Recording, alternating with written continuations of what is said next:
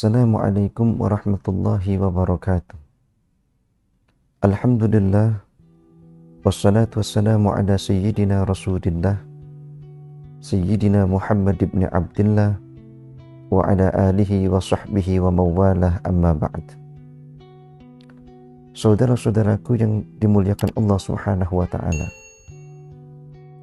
mengenai tentang hukum balgham, dahak, lendir, dan air liur bagi orang yang melaksanakan ibadah puasa, sebagaimana yang disebutkan oleh para alim ulama,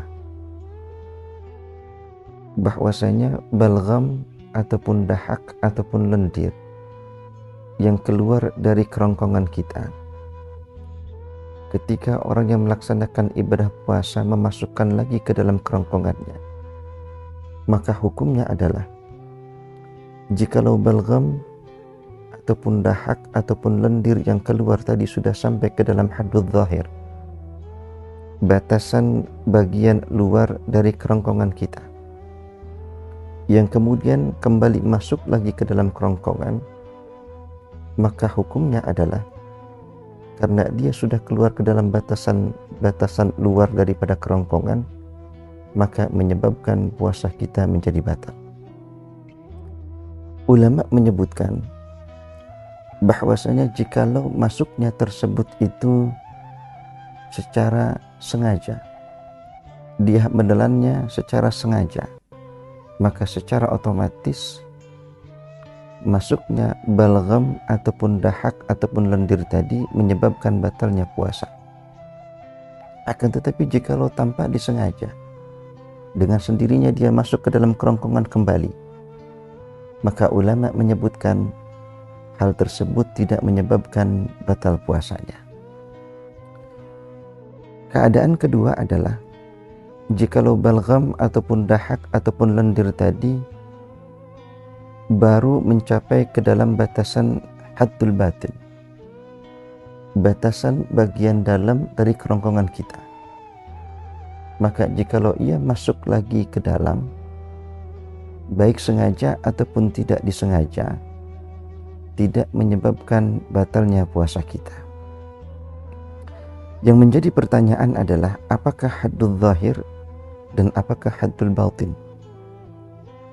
Ulama memberikan batasan bahwasanya yang dikatakan haddul zahir adalah makhraju harfil kha'i, tempat keluar huruf kha ketika diucapkan.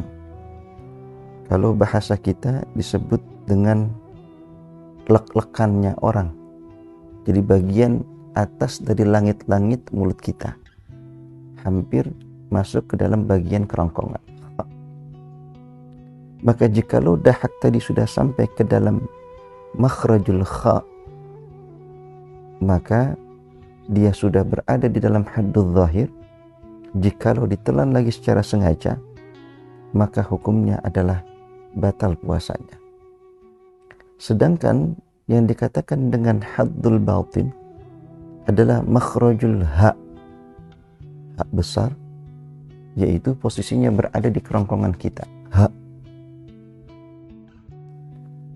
Jikalau dahak baru sampai ke dalam kerongkongan, makhrajul ha besar, dan jikalau ia kembali lagi masuk ke dalam sengaja ataupun tidak sengaja, tidak menyebabkan batalnya puasa kita. Yang jadi pertanyaan dan perbedaan pendapat di antara ulama adalah makhrajul ha kecil yang berada di antara makhrajul kha dan makhrajul ha. Al-Imam An-Nawawi menyatakan bahwasanya makhrajul ha kecil masuk ke dalam bagian haddul zahir.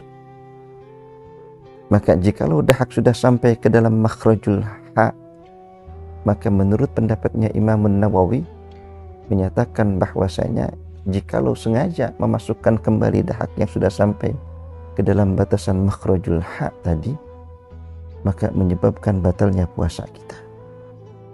Tapi Al-Imam Ar-Rafi'i menyatakan bahwasanya makhrajul ha masuk ke dalam bagian haddul batin. Artinya Jikalau dahak sampai ke dalam batasan hak tadi, maka tidak membatalkan ibadah puasa kita. Wal ikhtilafu bainal ulama'ir rahmah, dan perbedaan pendapat di antara para ulama adalah rahmat buat kita. Sedangkan hukum menelan kembali air liur, air ludah, apakah membatalkan puasa kita? Maka dijawab oleh ulama bahwasanya menelan kembali air liur hukumnya tidak membatalkan ibadah puasa kita. Ilatnya adalah limasyaqqatil ihtirazi minhu, karena sulitnya untuk menjaga dari kejadian tersebut. Akan tetapi tidak batalnya puasa kita dengan beberapa syarat. Air ludah yang ditelan kembali tidak membatalkan ibadah puasa kita dengan 3 syarat. Syarat yang pertama, ayyakuna safiyan. Air ludah tersebut itu harus masih murni, tidak bercampur dengan benda apapun juga, baik besar ataupun kecil. Tapi jikalau sudah bercampur dengan benda-benda yang lainnya, sekalipun itu kecil, kemudian kita telan air ludah kita, maka hukumnya menjadi batal ibadah puasa kita. Karena disyaratkan ludah tidak membatalkan ibadah puasa kita ketika kita telan kembali, dengan syarat ayyakuna safiyan, ludah tersebut harus dalam keadaan murni, belum bercampur dengan apapun juga. Syarat yang kedua adalah ayyakuna tahiran la mutanajjisan. Hendaknya ludah tersebut itu dalam keadaan tahir, suci, la mutanajjisan, tidak dalam keadaan mutanajjis. Jikalau dalam keadaan mutanajjis, gambarannya seperti apa? Umpamanya gusi kita itu berdarah, maka secara otomatis ludah yang bercampur dengan darah akibat darah yang keluar dari gusi kita tersebut itu menjadi mutanajjis. Jikalau seseorang hanya melepeh saja, dia keluarkan ludahnya tadi yang sudah bercampur dengan darah, maka hukumnya adalah bagian mulut yang masih tersisa tadi masih dihukumi sebagai mutanajjis. Jikalau sisa-sisa ludah tersebut itu kita telan, maka menyebabkan batalnya puasa kita karena tidak lagi suci keadaan ludah yang kita telan tersebut. Solusinya seperti apa? Jikalau ada gusi kita berdarah, bukan hanya kita lepehin itu ludah yang bercampur dengan darah, tapi kita kumur dengan air sampai darahnya tersebut itu hilang. Baru kemudian ludah tadi yang hakikatnya memang pada dasarnya ludah kita itu hukumnya suci walaupun mustakdar, walaupun menjijikkan. Akan tetapi hakikatnya ludah kita itu hukumnya suci sepanjang tidak bercampur dengan sesuatu yang najis, maka akan menjadi mutanajjis.